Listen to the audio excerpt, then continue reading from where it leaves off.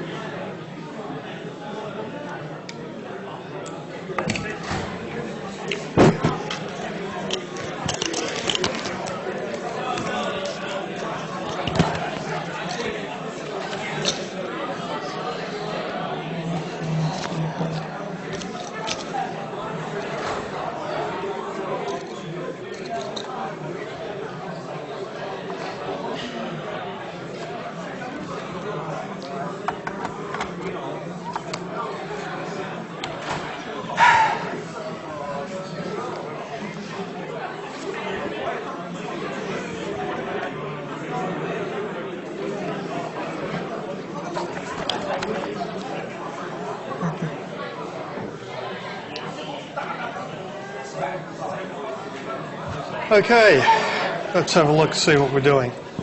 How am I coming through on the mic? Can people at the back hear me? Okay guys, settle down. Am I coming through on the microphone at the back of the room? Can you hear me? Thank you. Okay, great. Okay, welcome to another exciting evening of Project Management Professional. Okay, appreciate you coming in for a very wet and cool 7:30 on a Thursday night. Not necessarily the best of evenings. We've started tutorials this week. Some of you probably are just coming from tutorials already because we have 3 tutorials on a Thursday evening prior to the lecture. The rest are on Friday. Now, in the tutorials this week, you'll be going through a few ethical considerations and also setting up for the tutorial workshops, which you all have to do.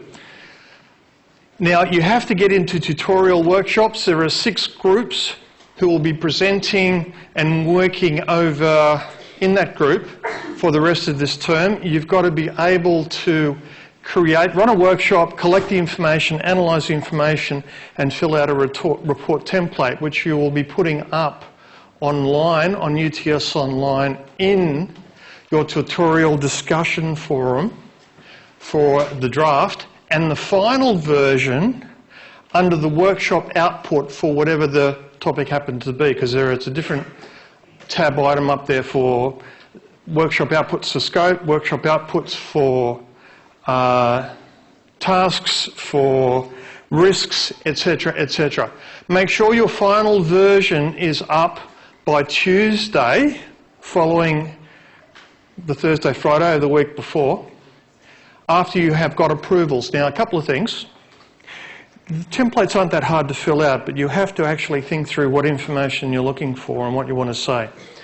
You also need to make sure that you get approvals from representatives of the other groups, or at least ask for them, and you can use your own discussion forums in your own tutorial discussion forum to get that approval through. If you don't ask for approvals and you don't have them on the cover page of the document when you submit it, your group will be marked down.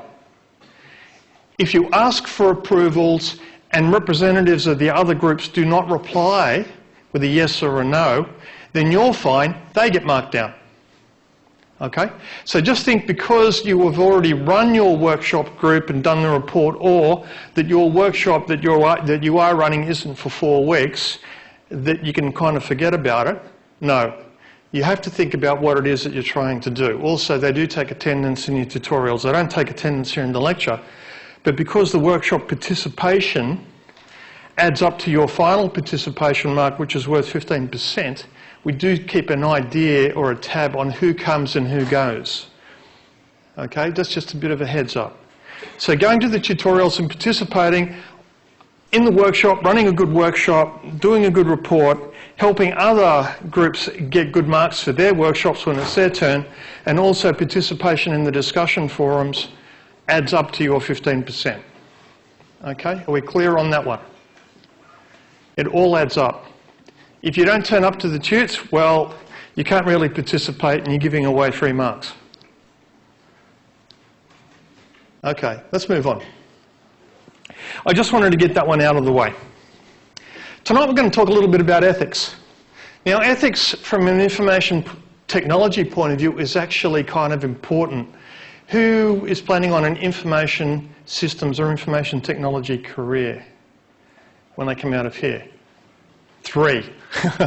What are the rest of you planning on doing? Independently wealthy. Could I borrow money?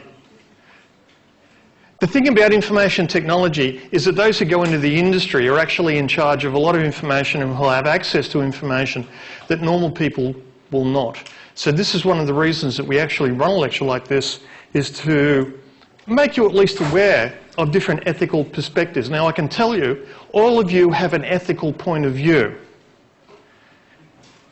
but not the same one. You all look at the world a little differently from the person sitting next to you. You all look at it from your own individual perspective, because this is just who we are. I can guarantee the way I look at the world is probably a little bit different from the way you do, because I'm mostly of a different generation. That sort of thing flavours the way that we look at things. Let's run a little bit of a what if. Okay, tell me how you would think of this situation. Okay. You're standing beside the track down here at Haymarket of the light rail system going through. And you see the track split in two a little bit further up. You know, the tram comes along, it can go left or it can go right. You're near the switch that can send the tram going left or right. Now there's some workmen working on the track ahead of you. And you look behind and you see the tram coming along. It's not going particularly fast, probably only about 30 kilometres an hour, but that's fast enough. Trams are fairly heavy. And you notice that the guy driving the tram in the cab clutches his chest and falls over. There's no one driving the tram. Now ahead, there are four to five, we'll make it 5 guys working on the track. Okay, one guy, if it's Sydney City Council, one guy's actually doing the work, 4 guys are standing around supervising. They've all got their back to you, they don't see the tram coming, but they're on the track trying to do some maintenance and repair work. The tram is coming down towards them. Now, off to the spur, to the left-hand side, is another track, and there's only one guy standing on the track doing some work on that. Obviously they weren't expecting the tram to come through. Now you're standing there by the track and you can throw the switch. If you do nothing, the tram is going to run into the 5 guys and probably kill a couple of them. If you throw the switch, you can send the tram off to the left-hand side, the 5 guys will be fine, but the one guy that's on the track is probably going to get hit and he'll be killed. What are you going to do? What are you going to do? Now, here's the trick question. I'm going to ask in a moment, think about it for 30 seconds, I'm going to ask in a moment for a show of hands. You cannot keep your hand down. You have to say yes or no to one of the responses. If you don't put your hand up to say yes or no, then you have said, I will let the tram hit the 5 guys. Okay? Think about it for a moment. What are you going to do? You're seeing the tram getting closer and closer and closer. The guys up on the track haven't noticed anything yet. They've got jackhammers and stuff going, they've got earmuffs on, so if you yell at them, they won't hear you. You've only got about 30 seconds or less to make this decision. Okay, let's do a show of hands. Who says, I will stand back and let the tram hit the 5 guys? Could I get a show of hands, please? And by the way, you've got to put your hand up to one of these questions. As I said, if you don't, then you've just let the tram hit the 5 guys. Okay, we've got a half dozen, maybe? 8? Yep. Okay. Who says, I will push the switch on the track and have it go off and kill the 1 guy? Could I get a show of hands, please? There's still a few people who haven't put their hands up at all. Okay, the ones who didn't put your hands up, you've let the tram hit the 5 guys. You don't get to sit on the fence on this one. For the ones who said, I will stand back and do nothing, I'm just going to let the tram hit the 5 guys, the 5 workmen, can you give me some reasoning why you did that? Yeah? I'm not going to mess with fate. What's going to happen? You're not going to mess with fate, you're just going to let it happen. It was destiny. That's right. Maybe one of those guys, you know, he's going to have children who will have children who will have children, and that person will, you know, invade someone's country. Yeah? Okay. Anyone else have a different view on why you would let the tram hit the 5 guys? And just stand back and say nothing. Okay, yeah? The reason I didn't raise my hand is because I have to be in that situation. I think at that time there would be no ethics for me to be like a candidate. Okay. I'd probably do whatever comes to my head at that time. Okay. In other words, you can't think of that situation ahead of time, and you can't appreciate what you would or wouldn't do until you're actually in that moment. Okay? That's a valid response, but if you don't think of things ahead of time and you hit one of these situations, then you may find yourself paralysed to act at all. But it's a valid point of view. Yeah? You let the tram hit the 5 guys. Yeah? And the government rep who was responsible for not cancelling tram services that day will be forced to prevent it in future. Uh-huh. And in future they won't work on live track, so it won't happen again. 5 guys lose their life, we say in the next 100. Okay, so you let the tram hit the 5 guys to make a political point. Yeah. Okay. The state government deserves the bad publicity, right? Yeah. Their rules weren't good enough. Okay, anyone else have a thought on this one? Yeah, was that a hand up over there? Yeah? If you move the rail into the left side and keep on further, that makes you the one who killed it. Okay. So if you proactively change the situation that results in a death, you are to blame. That's your position? Okay. Okay, if you intervene and someone dies, you're to blame, but if you stand back, it's not your fault. Not entirely. Okay, yes? That's exactly the intention of the thought. That's exactly the intention of the thought experiment. That's why it was conceived. Okay, state it clearly for me. What is your response to it? My personal response Yeah. is to pull the lever. Pull the lever, okay. See, the thing with this one is that there may not be a right answer. A lot of situations are ambiguous, yeah? It's a choice between legal responsibility or ethical responsibility. A choice between legal responsibility and ethical responsibility, and that's a good comment. Because legal outcomes and ethical outcomes may not necessarily be the same thing. Let me talk about that one in a moment. Hold that thought. Okay, for those who said, I will intervene and I'll push the lever, switch it on and let it hit the 1 guy, why would you do that? Because most of you put up your hand for this one. Why would you do this? Yeah? By not acting, I would not theoretically be legally culpable. I would be aware that I could have acted to reduce the impact of this event. Then by interacting with it and actually changing and killing 1 person, I know that I have at least saved.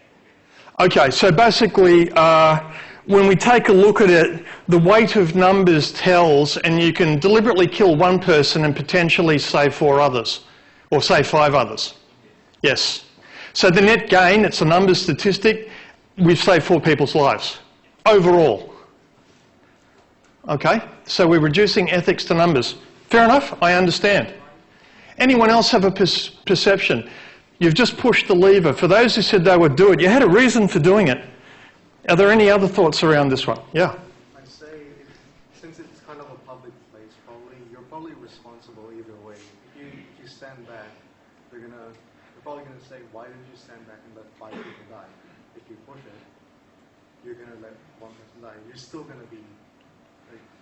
Okay, so what you're saying is that in this particular case, you're going to be culpable one way or the other, and the numbers of 1 person versus 5 people don't really matter. Someone's going to die anyway. Okay. Now, yeah? That might be true perceptually, but if you don't interfere, you're not legally responsible. Okay. If you don't interfere, you're not legally responsible. Yeah, culpability is perspective-based. Okay. Could you sleep safe at night or after having let 5 people die because you didn't intervene? Oh, I couldn't sleep, but Okay. that's a choice of the individual. I absolutely agree. It is a choice of the individual. Let me change the scenario a little bit. You're no longer beside the track. You're standing on an overhead bridge that the tram goes under.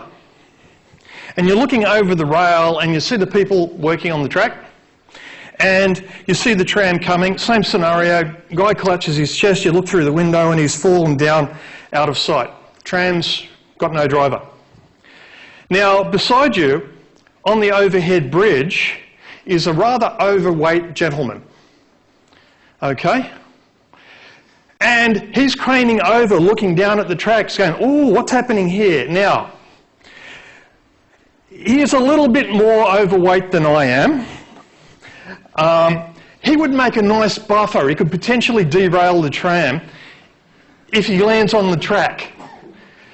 So the tram would stop by going off the track and the 5 guys would be saved and the 1 guy would be saved. Unfortunately, the rather rotund gentleman probably won't live. Now, he's really leaning over this rail. All you have to do is kind of lean out and tap him and he's going to fall. Would you do it? Looking at the people on the track, assuming it's going to hit 5 guys, would you just kind of and push him over? Yeah. I wouldn't, but only because you suggested that it might derail the tram and that would kill more people than letting 5 people all 1 hit. It's only going 30 kilometres an hour. It's not very fast. If it derails, it won't really potentially hurt too many people. They might have a little bit of a rough trip, but that's about all that's going to happen. I'm not nervous, so I think I'd let it hit them. Okay. Okay, we'll let it hit them. Fair enough. Let's do a show of hands on this one as well. Who says, no one's going to notice, by the way, you know, you're up high, no one's overlooking you, you can easily reach out and just tap this guy on the shoulder and tip him over the tipping point and over the rail he goes. No one's going to notice. But let's get a show of hands going. Who says, I will save the lives of 5 people by sacrificing this 1 gentleman beside me? Okay? Who says, no, I won't do anything, you know, let it take its course? Okay, for those who would tip him over, can I have some reasoning for that one, please? Yeah? More people would live. Statistics, numbers game again. You'd feel guilty, but then you can console yourself that the fact that you've actually saved the lives of the people down on the track. That's okay, you're allowed to feel bad. I would feel, you know, I would be worried about you if you just killed someone and didn't feel bad about it.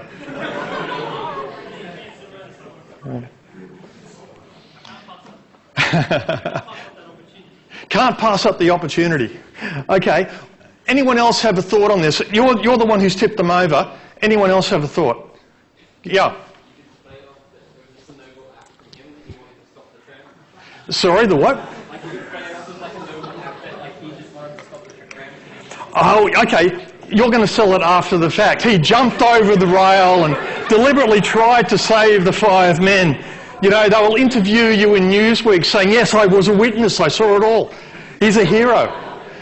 Yeah? Okay. Anyone else? Yes? I just wanted to clarify that the difference is a choice between committing murder in one scenario and the other one is doing your job or not doing your job. Uh-huh. There is a big difference. When we come down to this, this is what we're trying to explore a little bit, but you're thinking along the right lines. At least you're considering options. For those who said, I won't do anything, can I have some reasoning for that one, please? Because you all have a point of view. Yeah. For me, even to say I took this guy over, kill him, what's the guarantee that it's actually going to derail and it's actually going to save 5 lives? I'm God, I say it will. Well, I'm a lecturer, it's almost the same thing. Sorry. Okay, you don't believe me. Okay, fair enough.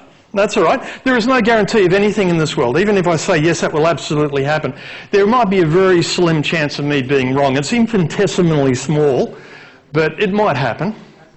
Yeah? For me, it turns from having no choice to actually just doing it. Okay. So basically, it changes from intervening to actually committing murder, just standing back versus deliberately resulting in the loss of life. Yeah? Mm-hmm. The 5 people that are, so we're not pushing the guy off because the 5 people who are working on the track accepted the risk that they're working on a track and that this could be, something could happen. So Right. They've gone to work knowing that this is an option, this could, however small it may happen. It's their fault for going to work for the New South Wales State Government. It's not their fault. They've gone to work and they know that it's a possibility, something could go wrong and there could be trains where they're working. That's true. I mean, it's potentially a hazardous environment. That's why they do wear hard hats in these environments, but I don't think a hard hat will really stop a train hitting. But I understand where you're coming from. Okay, fair enough. Look, this scenario would most likely never occur because of the very checks and balances that we would have in place. But I'm playing a little bit of a game here with you. So, I'm playing with your minds right now and I'm having a lot of fun doing it. So yes, if you ever wondered if I am evil, the reality is yes, I am. Okay, yes. Question over here or comment over here? Yes. What would you do? If I push the guy in the wrong time, I'll end up killing 6 people instead of saving 5. Ah, now there's an interesting one. If we push him at the wrong time, so this is a matter of timing. If we push him at the wrong time, we're going to be too late to actually derail it and we'll end up killing 6 guys rather than 5, yeah? Yeah, so basically I think just the question of the scope, because if you think about the people that work on the rails, they are more relevant to the catastrophe that can happen rather than random guy who was standing on the bridge. Okay. So it's a question of relativity. It's a question of relativity because the guys working on the track know it's a potentially dangerous environment. There might be trains there, whereas the guy on top of the bridge is just going, ooh, this is interesting, and is totally innocent and unaware. Does that actually have a big impact upon, whether or not it's ethical one way or the other?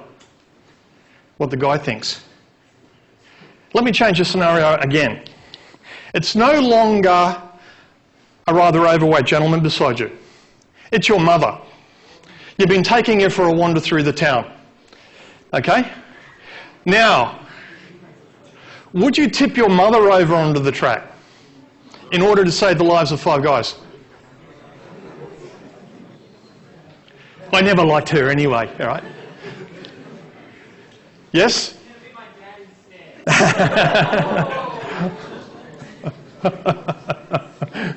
Okay, I'm not going to ask you to answer this one. Okay, fair enough. But you see the thought process that we're going through here. What I'm trying to make you aware of is that in any potential situation, you can find yourself in one of these where there is no explicit right or wrong answer, but people can suffer as a result of the decisions or lack thereof that you put in place. Now, the gentleman over here said quite rightly that there's a legal aspect to all of this. And the law states it doesn't look at the statistics, it doesn't look at the intentions, it looks at what actually happens.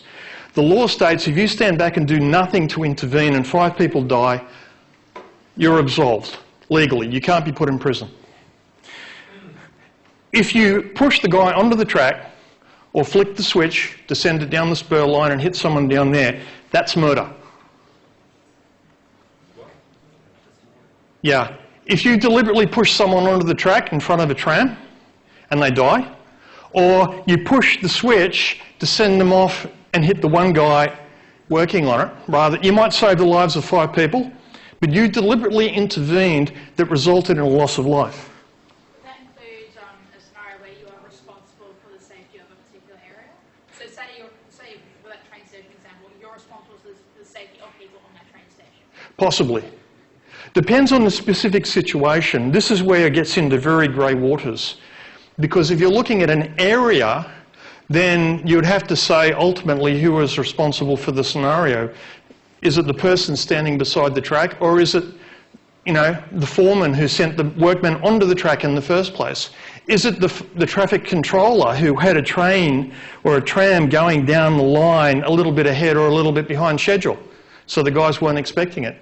Is it ultimately the Premier of New South Wales, who all of the government infrastructure reports to? At what point do you stop the ladder going up? The thing with this sort of scenario that we're talking about here is that there's no good answer. No matter what you do, someone is going to suffer.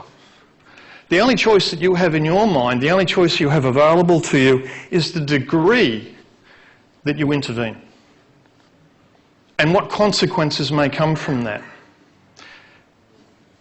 But this is an ethical dilemma. This is a situation that you will find yourself in, not the specific one, but at some time in your lives, probably many times in your life, you're going to be presented with an ethical conundrum, an ethical problem that has no clear-cut resolution. And no matter what you do, it's not going to be a good outcome. Especially if you're working in information systems and information technology. As I said in the beginning of this class, you're going to have access to a lot of information that most people won't. That would allow you to make decisions or to influence decision-making, potentially in criminal ways or in ways that might advantage or disadvantage individuals. If you have access to information ahead of time, you can deal with that information. Maybe you'll go buy stock in a company or something because you know they're about to release a brand new product set, which will make you independently wealthy, but that's against the law. Or you can disclose information to someone because you're privy to that information and they'll pay you a lot of money for it. Or you can go in and change results.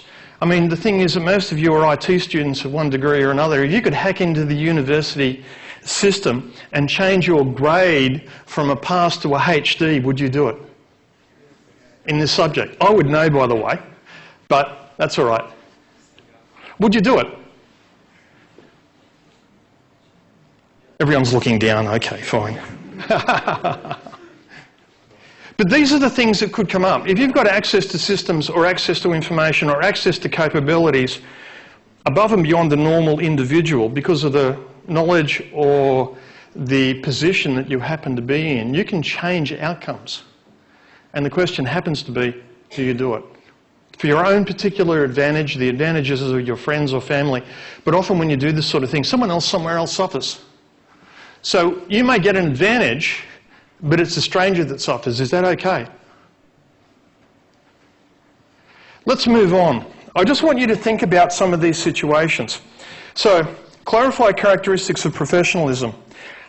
Understand ethical decision-making. Understand the different ethical perspectives. Be aware of the relationship between ethics and law. And understand how IT systems can violate ethical principles. Because the reality on this sort of thing is whoever controls the information controls the decision-making.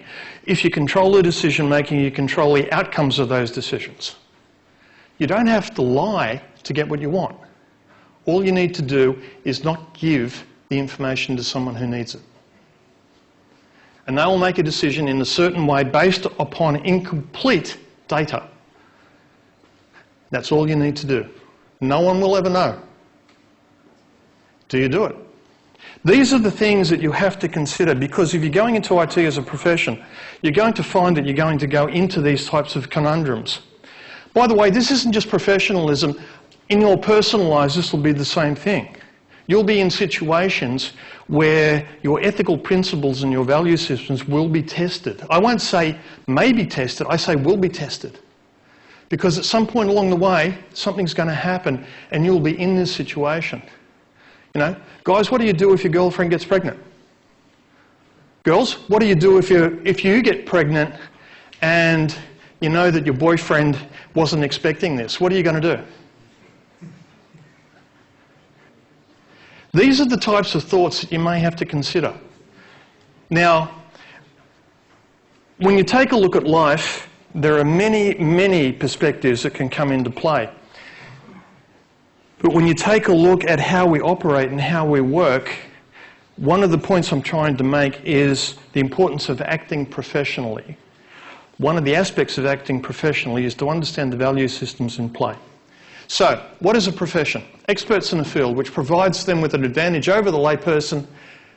The professional's work has the potential to impact the general public at large. So you have the ability to change things for the better or for the worse. You have the power, depending on the position, depending on the knowledge. How do you use that power? By the way, this just doesn't apply to IT, it applies across the board. I mean, doctors, lawyers, politicians, you know, people walking down the street, they all have a level of power that they can exercise for good or for ill. All I'm saying is, think about where you're coming from. Because if you take a look at professional codes of ethics, they're meant to codify the rules under which a professional discipline behaves. Because in terms of an industry sector, we're very well aware that without a code of conduct or a code of behaviour, without stipulations about how people should behave, there is no clarity as to how a decision outcome should be rendered. So, when you take a look at a professional code of ethics, you'll generally find that most industry bodies, especially ones that are enforceable by law, have a code of conduct attached to them based upon ethics. So, a code of ethics symbolises the professional, protects group interests, details membership etiquette, inspires good conduct, educates members, disciplines members, fosters external relations, detail principles, express ideals, put forth rules, offer guidelines, codify rights. 12 principles. That determines or defines the basis for a code of conduct.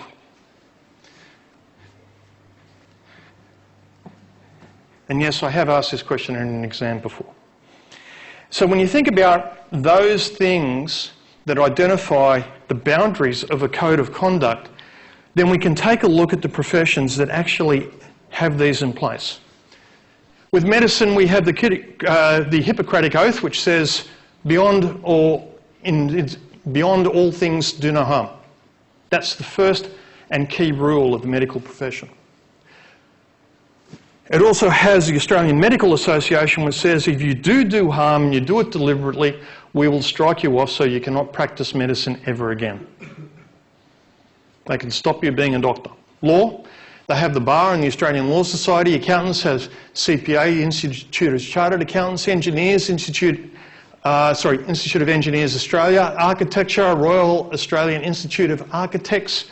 What about information technology? What's the body for information technology? Okay, we've had one comment here for the Australian Computer Society. Anyone else? What is the body responsible for enforcing the code of conduct for the information systems, information technology profession? We don't have any. That's very true. We don't. The Australian Computer Society, the Project Management Institutes, bodies such as this are voluntary bodies. They create a code of conduct, but it's not enforceable under the law, which means you can still practice as a project manager even though you've failed your last 5 projects. It is not enforceable under the law, unlike medicine, law, accountancy, and bodies like that, where they can criminally prosecute you, where they can strike you off the register so you cannot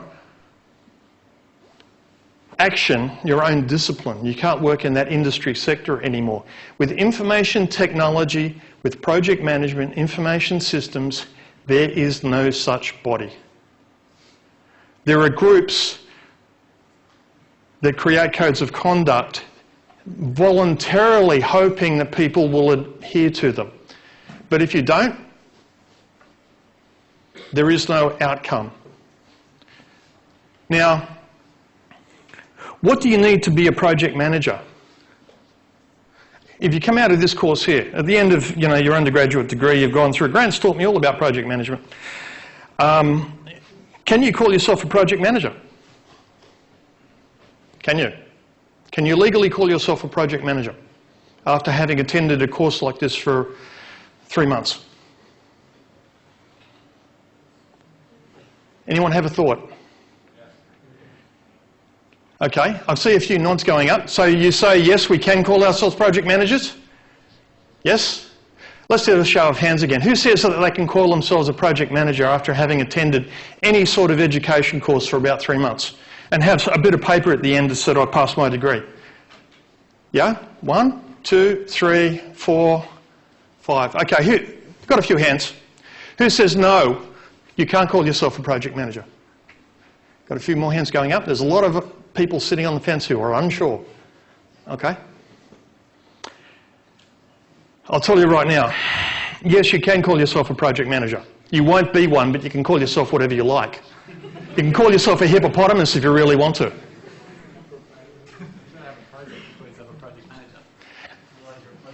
I went down the street and bought myself a bottle of milk and came back safely. I kept it within budget. I'm a project manager. See, the thing is, we have no body that enforces it. We have codes of conduct and rules of behaviour. We have education standards, but they're not enforceable under the law. So if you really want to call yourself a project manager, you can. No one's going to stop you doing it. What a smart company will do is ask, how many projects have you actually run? How successful were they? How big were they? How many people were you managing? They will investigate your background.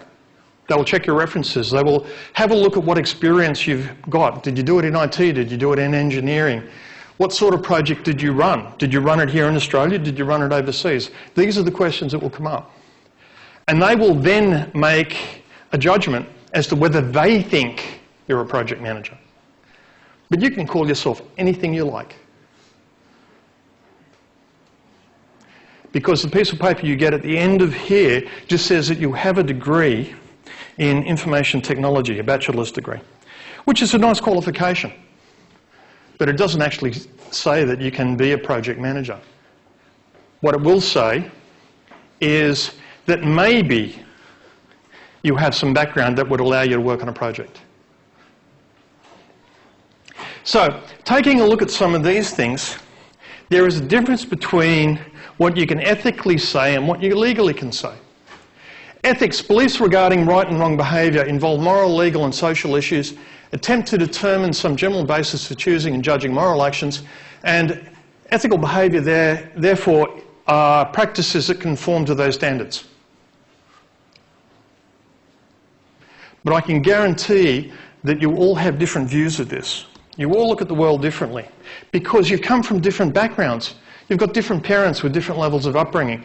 You've had different family atmospheres and certain values that were instilled in you as part of that. You tend to work with bosses, peers, friends, and they will influence your behaviours, you know. I don't know about you guys, but, you know, when you go through high school, you end up in a peer group and it's like, oh yeah, look, we're going to go smoke up behind the basketball courts. And even though you don't smoke, you still might go along and try a few cigarettes. This is how a lot of school kids start smoking. Yeah? It's peer pressure. But you're influenced, your value system, even if you told your mum, I will never smoke, and here you are up behind the basketball court having a cigarette or two. As long as she doesn't find out, everything's okay, right? Yeah, look, mothers are a bit smarter than that, actually. You can fool all of the people some of the time and some of the people all of the time, but you can't fool mum. Schools, universities, culture, television and media has a big influence. Books, newspapers, government. The thing is that you're in the middle of a whole group of different cultural pressures that are put upon you. You're sitting in the middle amongst all of these people, and your virtues and vices will be continually measured using their standards, and that might get you to change the way that you think, at least up to a point. Because the closer you are to some of these people, the harder it is to make a decision that goes against them. You're part of a collective, you're part of a society. And the rules of that society definitely do have an influence, especially if you've never really considered other societal rules for other cultures. Now, many of you, I'm looking around the room, I'm pretty sure many of you have come from a different culture, yeah? Give me a bit of an idea of those that have come across here to Sydney to study. Just a few hands going up, that's all, yeah, that's fair enough. How difficult or easy did you find it to figure out what's going on here in this culture versus the one that you started with? Troubling? Difficult? Not that easy to make friends? Can't figure out what the hell's going on? Yeah? I've worked in many different parts of the world. I have exactly the same problem. I'm very comfortable in my culture here. This is how I was brought up. But I had a learning process when I had to go and work in different parts of the world. And I've worked in Malaysia, in America, I've worked in London, I've worked in Thailand, I've been to Hong Kong, I've worked on projects in New Zealand, I've been around. And I must say, every time I go into a different culture that isn't mine, there is a learning process that goes on. The rules of behaviour are often unstated. No one's going to come up and tell you, oh, you really can't do that, that's not how we do things here, until you break that rule, in which case I might actually mention it to you. A lot of it is just learning as you go. But the thing is, you're making decisions at an unconscious level. Because a lot of how we operate when it comes to really important decisions is we will make the decision and then rationalise it after the fact. It's like we will do what our upbringing indicates, what our value system and our belief system dictates, and then we'll try and rationalise it to our own conscious mind to say, well, you know, no, I would stay with my girlfriend if she fell pregnant. Or, no, I won't stay with my girlfriend because I never liked her anyway. Girlfriend, it's like, you know, I fall pregnant, I don't want him as the father of my child, I won't even tell him. I've actually seen both these situations, by the way. So that's just why I'm using it as a bit of a social example. But the thing is, you've got an instilled value system that lets you make decisions very quickly. What takes time is trying to figure out after the fact, you've already made the decision, how you can explain it to other people and how you can explain it to yourself. So you try and rationalise the decision that you've made. You've made an emotional decision, now you're trying to logic it. Now, these aren't the only ethical positions that could be adopted, but I'm putting these 7 up because they're common. They're 7 basic foundation perspectives of how people view the world. Deontology, right and wrong, is dependent upon meeting a duty and independent of consequences. In other words, we don't care what happens, but I have to follow the rules. Consequentialism, right or wrong is determined by the comparative assessment of each act's consequences. It also includes another one called utilitarianism, which is the greatest good for the greatest number. Now, one of the reasons we had different points of view when I was talking about the trolley or the tram car and what you would do in that situation is some of you were looking at the law and saying, well, I can't intervene. That basically means you were taking a deontology approach in your value system. Others said, well, I'm going to try and save the life of the most number of people. So you were looking at the consequences. Do I sacrifice one person's life in order to save 5? Greatest good for the greatest number.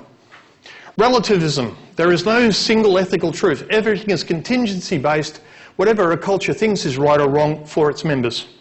In other words, you can't make a decision outside of a particular context. Everything is embedded in an ecosystem or an environment. Universalism, also called absolutism. There is a single truth.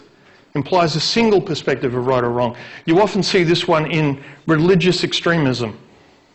And I don't really care what religion we're talking about. Even atheism could adopt this one. Virtue ethics focuses on the person who acts and character traits of the actor as expressed by their actions. So it's like you will model yourself on someone. Would Mother Teresa do this? It doesn't have to be a figure like that. It could just be, what would my mum think if she found out? Or I think of myself very similar to my dad. What would he do in this situation? Or my grandfather, or my uncle, or my aunt, or my sister, or my brother, or whatever, whoever it happened to be. What would my role model do in a situation like this? When you do that, when you ask that question of yourself, then you're executing virtue ethics. Justice ethics, duty to treat all parties fairly and distribute risks and benefits equitably. In other words, we should all share the consequences, the good things and the bad things, whatever they happen to be. And we need to treat people fairly. Ethical pluralism, society comprises diverse pressure groups with divergent social interests. Therefore, conflict is natural. We have to just negotiate a resolution because everyone's different, everyone looks at the world differently. Just accept it. Okay. Now, these are 7 ethical perspectives. I won't say they're the only ones, but they're the ones I'll use for you now because most people can kind of see themselves making decisions in one of these categories. What is it you do when you've got a really important key decision, a fundamental one that will affect you? What do you do to make the decision? How do you think? Is it all about me? Is it about the effect on other people? Let me give you a couple of scenarios. I won't talk about Challenger because you'll be doing that one in the tutorials if you haven't already. The last slide of Iran Air 655. Okay, back in 1988, the Iran-Iraq conflict was going on. The USS Vincennes, which was a guided missile frigate, had been sent to the Straits of Hormuz in the Persian Gulf. Its role was to protect tankers coming down the Gulf. So it had been in conflict, small arms conflict, with some Iranian gunboats fairly recently. So it was kind of on high alert. Now, the USS Vincennes was using the Aegis missile system. The Aegis missile system was a brand new, highest level technology weapons system developed by the American military, and it was touted as the most successful military project up to that time because it came in on time, on budget, fulfilled and over-fulfilled all its specifications. It was well run and its outcomes were good. Most successful technology project the military claimed to have ever run up until that point. So this was a guided missile frigate. Now, during this particular day, they'd had this running with the gunboats in the morning, and they were actually inside territorial waters for Iran. And in the Combat Information Centre that monitors the surroundings, the Aegis missile system flagged down the fact that there is an incoming F-14 Tomcat fighter on an attack profile, heading straight for the USS Vincennes. The rules of engagement say when you've got an unidentified aircraft on an attack profile, the first thing you do is verify that it is actually a military aircraft and that it's coming to attack you. So they tried contacting it. They tried contacting it on the international emergency frequency. They tried contacting it on the military frequencies.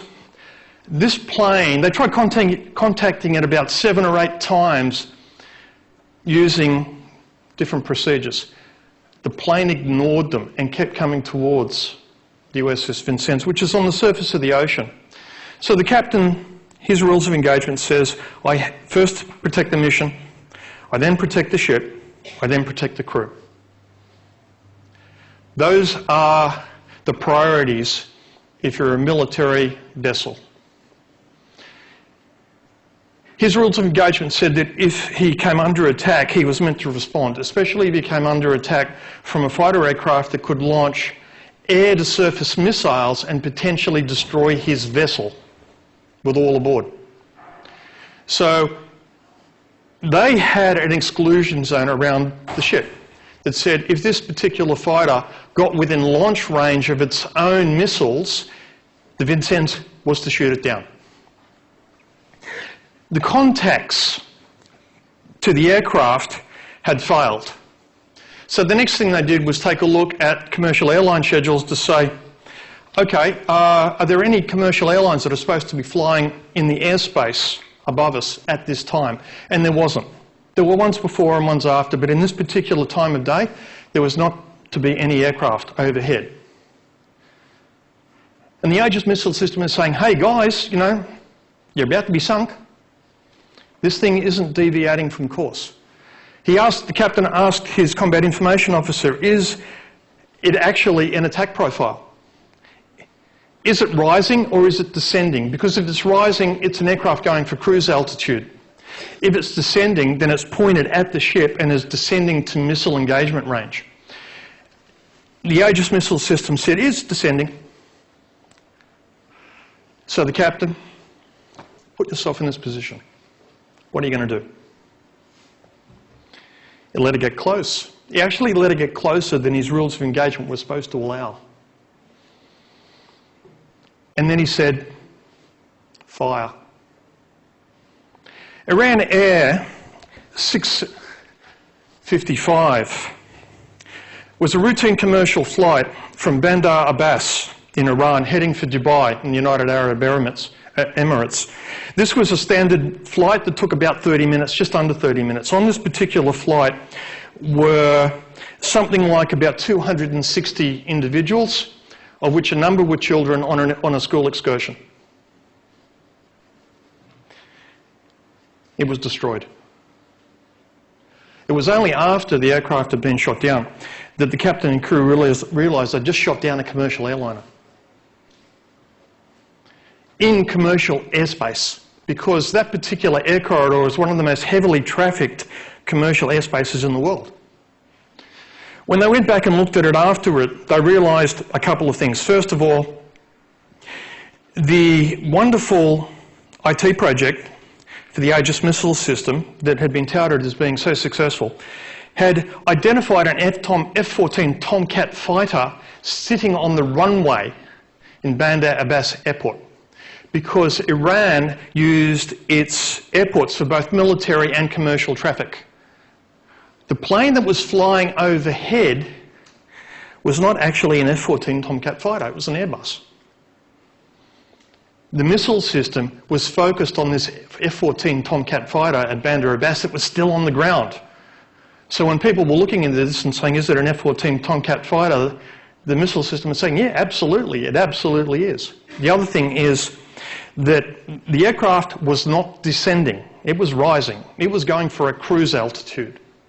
But it was such a short flight, it basically would just go up on a curve and come down again, but it was still on its rising profile.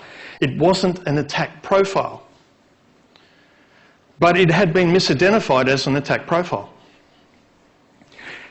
The captain had given the order to kill 270, 260 men, women and children because it violated his rules of engagement. And the outcome for that, of course, the Iran government, said that this was an act of war, an act of terrorism, all this sort of thing. The American Vice President at the time, who was George W. Bush Sr., he was VP, went on record as saying, I will never apologise for any actions that America takes. That went down really well internationally. America never admitted any responsibility for the downing of the aircraft. They admitted they downed the aircraft, but they said, it was a war zone. Now, the interesting thing was that the Vincennes tried to contact this aircraft multiple times on different frequencies, but they used the emergency frequency and they used the military frequency. Now, the thing was that military frequencies, it was a commercial Airbus, it didn't have military radio. So I couldn't respond even if it could pick it up. The second thing is that the emergency radio was a general broadcast and it was unidentified aircraft. That's how they called it. In one of the most heavily trafficked airspaces in the world. There was no way that the captain of the aircraft and the crew of the aircraft could have known they were the ones being addressed. What the Vincennes had failed to do was to try and contact it on the aircraft tower frequency, which would have given them a direct pass-through, or the International Squawk Code, because all aircraft have their own particular ID, transponder ID. It hadn't done either of that. In the outcomes of this particular incident, the captain was given the Legion of Merit, which is a combat award for shooting down an Airbus. He was given the Combat Medal. So was the officer running the Combat Information Centre at the time. All of the crew of the US Vincennes was given combat ribbons for engaging an unidentified, unarmed commercial aircraft. So this is scenario one. Think about that for a moment. Let me give you a second scenario. The day Stanislav Petrov saved the world. Who's heard of Stanislav Petrov? Got a couple of hands going up? Not too many. Good. I can tell this story without fear of contradiction. Stanislav, that's a pretty big ask, you know, a pretty big statement. Stanislav Petrov saved the world. Let me tell you the story. Stanislav Petrov was actually a lieutenant colonel in the Soviet Defense Forces, in the Soviet military. On the night of the 25th of September 1983, he was in charge of a military satellite surveillance outpost just outside of Moscow. Now, this particular satellite surveillance outpost was meant to monitor the continental United States for the launch of intercontinental ballistic nuclear-tipped missiles. Remember, 1983, Cold War was still going on, the Soviet Union still existed. At about 5 minutes past midnight, just ticking over into the 26th of September, his men in the surveillance outpost, this military base, said, "Excuse me, sir, our systems are telling us we have a missile launch from the continental United States. We have an incoming nuclear strike. There's a missile heading for Russia, or a missile heading for the Soviet Union." Likelihood is, you know, Moscow's the target. Now imagine you're the one in charge of this system. Your technology is telling you and identified that there has been an attack launch heading towards you. Your men are telling you that there is a nuclear strike coming in. Now, in that position, what are you supposed to do is to get on the phone and get his general out of bed and saying, "We have been alerted that there's an incoming nuclear strike. In 20 minutes, you know, or however long it's going to be, Moscow is going to be a pile of radioactive ash." The general would then get on the phone to the Soviet premier, who would probably release the codes for their own nuclear arsenal for a complete retaliatory strike on the United States. Now, at this time, Yuri Andropov was the person in charge of the Soviet Union. Now, Yuri Andropov didn't like Ronald Reagan or the United States. He had gone on record, Ronald Reagan had gone on record as calling, you know, the Soviet Union the evil empire. Yuri Andropov had gone on record as saying that during his tenure as leader of the Soviet Union, he believed that there would be a sneak attack from the United States. And it would probably come under the guise of war games happening around Eastern Europe. Now, at this time, NATO was conducting war games, which it did every couple of years. So tank divisions were heading for the Soviet border. All of the NATO troops were on high alert. Divisions were moving around. The Soviet Union had been monitoring this, and now we have our satellite surveillance system telling us we've got an inbound nuclear strike. This was primed to go in a very bad direction, because one of the feelings is that if Andropov had have been told that there was a potential nuclear strike coming in, he would have just said, "Fire everything." And of course, as soon as the United States had realised that they were under attack with missiles incoming, they would have released the rest of their arsenal at the Soviet Union. Now, I won't say that Australia would have been a primary target, but, you know, we are a port of call for American warships coming into this part of the world. So out of the many tens and hundreds of thousands of nuclear warheads that both these countries had, I'm sure we were worth one you know? So the reason that you're probably sitting here now listening to me rather than, you know, looking at pictures of a big smoking crater is the fact that Yuri Andropov got up and said, I won't pick up the phone. I'll wait. Because he was under the belief that if America was actually going to launch a nuclear strike against the Soviet Union, then they wouldn't just launch one missile. They'd launch more than one. So he decided to wait. Over the next 7 or 8 minutes, 4 more launches. We now have about 5 missiles heading for Moscow. And he said, I'll wait. Now, at this point in time, the technology wasn't sophisticated enough to get corresponding confirmation through other mechanisms. They didn't have the ability to determine through other channels whether this strike was real or not. So he just had to make a decision based on the information he had at the time. As it turned out, no, it wasn't a nuclear strike.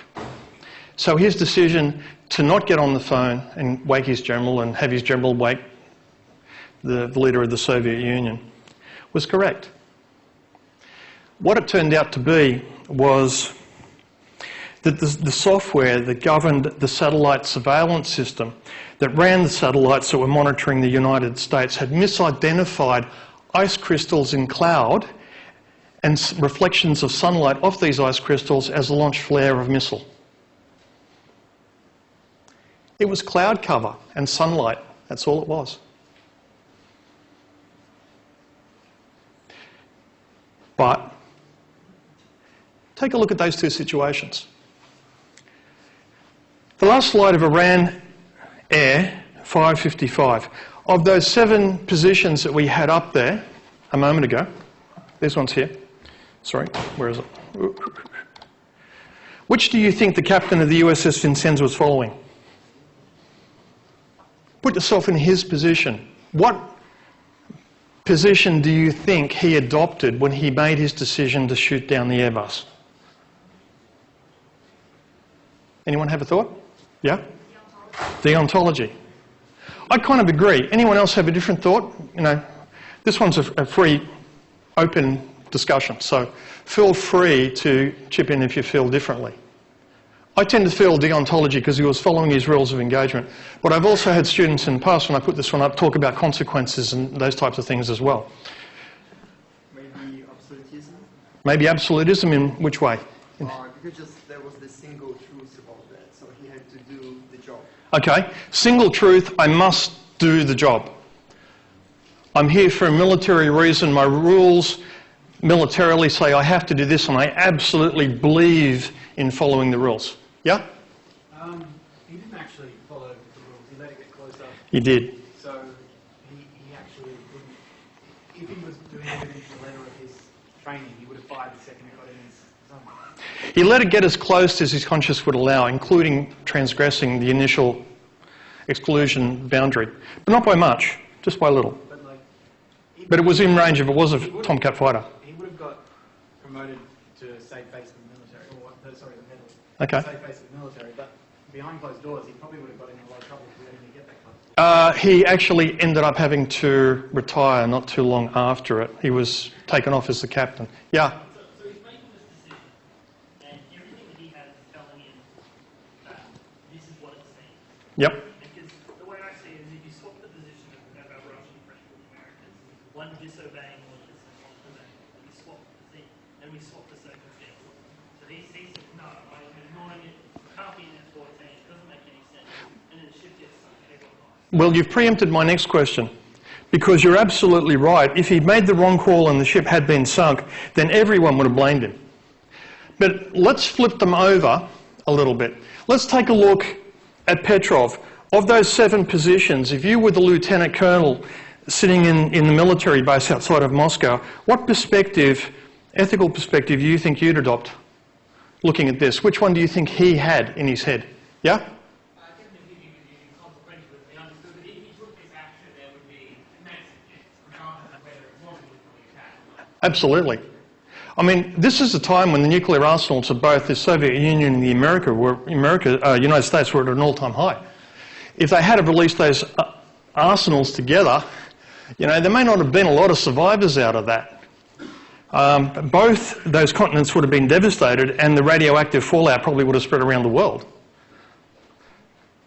Now, imagine if the captain of the Vincennes was following rules of engagement, a deontological point of view, or an absolute point of view, and Petrov, the lieutenant colonel outside of Moscow, was following consequences and saying, I won't follow my rules of engagement, I'm going to take a look at the outcomes if I get it wrong. Swap them around. Imagine if someone like the captain of the Vincennes was in charge of the missile surveillance post. What do you think would have happened? Followed orders, which would be wake my general. Yeah? Basically, different reasons but same result. So, like, just a random question, do you know how many people would be on an F-14 fighter jet? 2 at most. Okay, so he's still weighing the greatest good for the greatest number. There are almost definitely not more than 2 people on that ship. On the F-14 Tomcat fighter? No, then the F-14 Tomcat fighter on his ship. Oh, on his ship there were a couple of hundred, yeah. So he would still believe that it would be in his ship's greatest interest to down it because he's still under the impression that it's an F-14. He doesn't have the additional information that it's not. I can't tell you what the right or wrong decision on each position would be. I can tell you that if the positions were reversed, we might have had very different outcomes from here. Yeah? Could you argue that the one with the passenger flight? Yeah. He was using consequences based on the worst case scenario is there's 200 people on that plane, they all die. Yeah. My ship survives, we get to keep protecting these oil pickers coming through. Isn't he going with consequences anyway? Well, he didn't know it was an aircraft. He thought it was a military jet. He didn't know it was an Airbus. The reason he hesitated. He wasn't 100% sure. I mean, all these systems are saying, yes, it was a military jet, but he was trying to confirm it and he wasn't able to do the confirmation.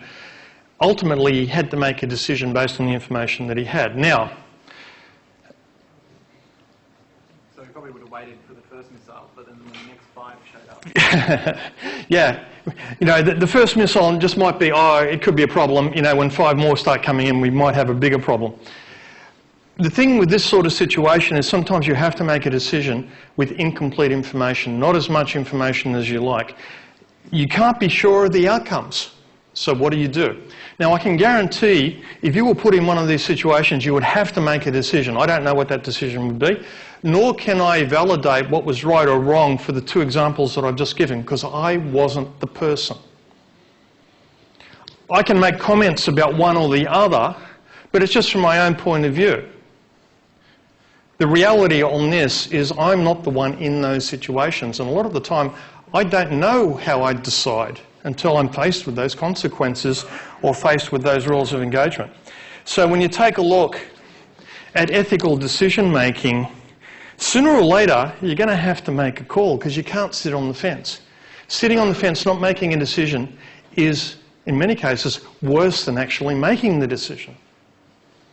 So ethical views are founded in individual belief, tend to be deeply held and do not change easily or frequently. An issue is not an ethical issue if the individual views which define it are primarily concerned with convenience, founded on opinion, not belief, and casually modified. So you might think, I absolutely wouldn't do that. I would never cheat on an exam. That isn't me. I can't imagine myself ever taking in cheat notes to an exam. I'm using this as an example. Until you find yourself failing a subject and it's like, oh God, I've got to come back and repeat. I don't have all of the money. What will my parents think about me? What will my friends? I'll just take in a little piece of paper with a few thoughts on it. Now, that's one that students have to think about every single time you come to the end of a term. I would advise you not to cheat because we catch people. And it's never a good outcome. So please don't do it. Don't put me in that position and don't put yourselves in that position because we're actually pretty good at doing it. And the consequences may not necessarily be worth it. But that's only one situation. Imagine something else, such as like, you know, someone getting pregnant, or you're given the opportunity, you know, you're driving behind an armoured car and a box of money falls out and lands in the street in front of you, and the armoured conveyance keeps driving on. They haven't even realised they've lost $1 million, and it's sitting there right in the road. What do? You know, pull the car over, put it in the boot, drive off. You try and, you know, race after the truck and say, hey, your back door came open and then there's a bunch of money lying in the street. Do you pick it up and then chase after them and try and give it back to them? What do? This is actually a real example, by the way. This actually happened, strangely enough, in America about 15 years ago. An armoured car just picked up a whole bunch of money from a bank, and while they were driving it to their next destination, the back door of the armoured car came open and the box fell out on the street. And there was something like $1.5 million in it. It was a locked box, but there was $1.5 million in it. And the guy coming along behind, guess what he did? He picked it up, put it in the boot of his car, took it home, put it under the bed. And then he called the police and said, I've just got this box that fell off the back of a truck. Quite literally. So they came and collected it. He was investigated but not prosecuted because they believed him that he wasn't planning on keeping the money. The company that was responsible for the transfer gave him a $10,000 reward for handing back $1.5 million. And thanks very much. Real story. Absolutely real. So these are the types of things you have to think about, because until you're actually tested, and you will be tested at some point, your ethical value system, you don't really know whether it's a value system, a strongly held belief, or if it's just a convenience that you thought you believed in up until push came to shove and it was really tested. Because you may find that when you're put under pressure like that, the decision that you make may not be the one that you thought you would always make. And often you don't know until you're there. But if you think about it ahead of time, at least understand the value system that you have driving you. Because you are a product of your culture, you're a product of your upbringing, you're a product of the people around you and your own thought processes that go along with it. The decisions that you make will be strongly influenced by that.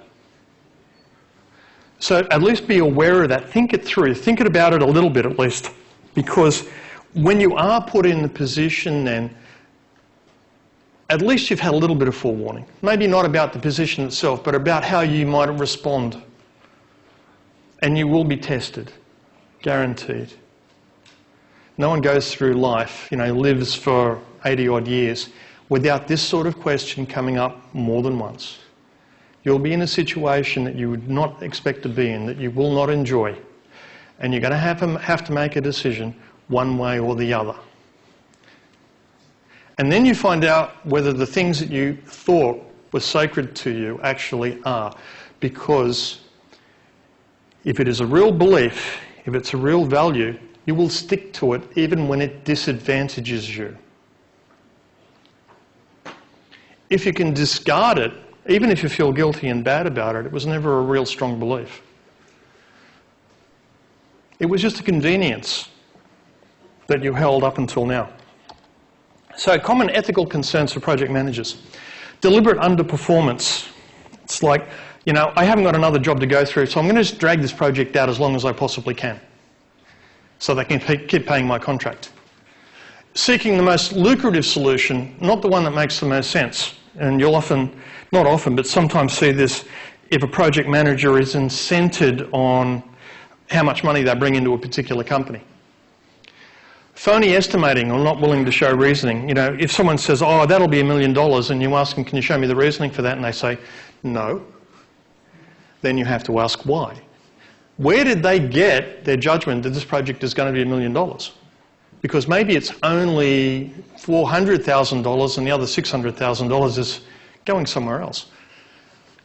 Violating confidentiality, because you will be in positions where you will have access to company records, production plans about new products they might be bringing to the market, company reports, financial information. You'll be privy to all of this potentially depending upon where you work. And you can use that for your own advantage, given certain situations.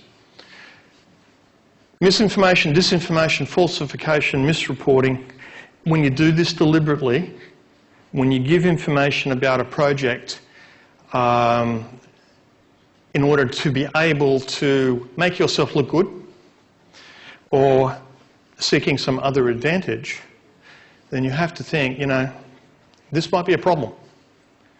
Never willing to stop or put a project on hold because, of course, if I ever step up and say, my project is going badly, we should stop it, then I'm the one who gets blamed. It's a game of musical chairs. Whoever's left standing when the music stops is the one who cops the blame. If you're the project manager in charge of a project that is cancelled or terminated for not meeting its objectives, potentially you could end up being the one that is blamed for that failure, if it is regarded as a failure. Exaggerating expertise, overselling, lowballing. Whoever here has gone for a job? Yeah, got a few hands go up. When you put in your CV, you know, and you say how much experience you've got, like I worked at that company for 6 months, but you actually say 18. Anyone ever done anything like this? Yeah? You try and sell the best story, you try and make yourself look good. There is a very fine line between creative exaggeration and outright falsification. But there is a very fine line to walk. Anyone ever given a false recommendation for someone who's asked you for a reference? Yeah? Now, a mate calls up and says, Grant, I'm going for this job, it's a great job, I really, really want it. I'm up against a couple of good candidates. Can you write me a reference that says I've worked for you for the last 5 years and how great I am, even though you've never worked for me at all? Do I write the reference? You're a friend. I can help you get a great career. All I have to do is lie. Do I do it? This one I've actually had happen to me. I had someone ask me for a reference that was an out-and-out forgery. They wanted to go for a job. They asked me to write them a reference to help them get this job. They told me what they wanted me to put down about how they'd worked for me and how many years that they'd been and how great they were at doing this. And I refused. I didn't do it. I lost that relationship. I lost that friend. After that discussion, we never spoke again in our entire lives. Up until then, we were great friends. But I refused to give that recommendation. I refused to write that reference. And that was the end of the friendship. What would you do in a situation like that? These things are going to come up, especially as you start rising through the ranks in whatever companies you are taking on. You will have lots of opportunities for these situations to eventuate.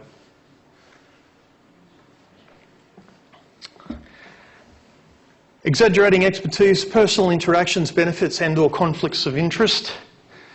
Blended billing rates, financial reporting, you know, burying some of the detail in a bigger number. Inappropriate markup on subcontractors. It's like, I'm being paid $1 million for the project, I'm paying my subcontractors $200,000, but I'm telling the client who's paying me that they actually cost double. Because then I can pocket the difference.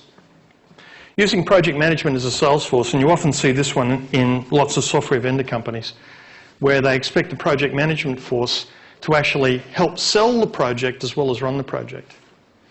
In that situation, when you incent your project managers on how much business they bring in, then they're focused on making a lot of money for the company rather than protecting the interests of the client. So these are situations that happen. So a 7-step approach to tackle ethical issues. First one, in red letters, get the facts. Don't go on opinion, don't go on what people think or what people might say, or this is a strongly held belief or this is a traditional view. Get the facts. If you make a decision on anything else but hard information, then you are misinformed or potentially misinformed, which means that the decision making that you are doing may not be accurate. And that will come back to you at some later point. And it can hurt when it does. Identify the stakeholders and their position, consider consequences, weigh up guidelines, develop and evaluate options, Review your decision, evaluate the results of your decision. You have to reflect. When you make a decision, reflect. What went well? What didn't go well? Do I feel good about the outcome? Do I feel bad about the outcome? If so, why? Just reflect on the outcomes of what you did. Here's another way of looking at it. The mum test. If mum found out I did this, how would I feel? The media test. If my picture got splashed over the front page of tomorrow's newspaper for this particular issue that I'm engaged in, would that be okay? The smell test. Does it smell fishy? Sometimes your instincts, your intuition get triggered at a level below your conscious mind. Something just doesn't feel right. You don't know why, but it just doesn't feel right. Trust that, at least to the point of doing a little bit more investigation. The other person's shoes test. If I'm doing something to someone else, what would happen if it was reversed and someone was doing that same action to me? How would I feel? Would I be okay with it?